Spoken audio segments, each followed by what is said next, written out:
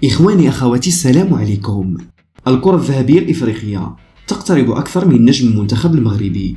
يبدو أن الكرة الذهبية لأحسن لاعب إفريقي تقترب أكثر من أي وقت مضى نحو نجم المنتخب الوطني المغربي لكرة القدم سفيان مرابط، بعد أن لمع نجمه أكثر خلال مونديال قطر 2022 وأبهر عشاق المستدير بافتكاكاته المتميزة، خاصة وأنه حافظ على نفس المستوى بعد انتهاء بطولة كأس العالم بقطر. وحسب معلومات قادمة من جهاز الكاف فإن سفيان مرابط مرشح بقوة لكي يكون في قائمة المرشحين للتتويج بالكرة الذهبية، ذلك أن سفيان مرابط حسب مصادر الكاف مرشح بقوة للفوز بالكرة الذهبية بسبب المستوى العالي الذي أبان عنه بكأس العالم في قطر 2022. وكان سفيان مرابط قد لعب نهائي كأس إيطاليا ضد فريق إنتر ميلان الإيطالي، كما سيلعب نهائي المؤتمر الأوروبي، وهو ما يزكي فرصته ليكون كأفضل لاعب في القارة السمراء. هذا ويتنافس سفيان مرابط على جائزة الكرة الذهبية الإفريقية مع كل من الجزائر رياض محرز والنيجيري وأوسيمين، لكن مشاركة مرابط في كأس العالم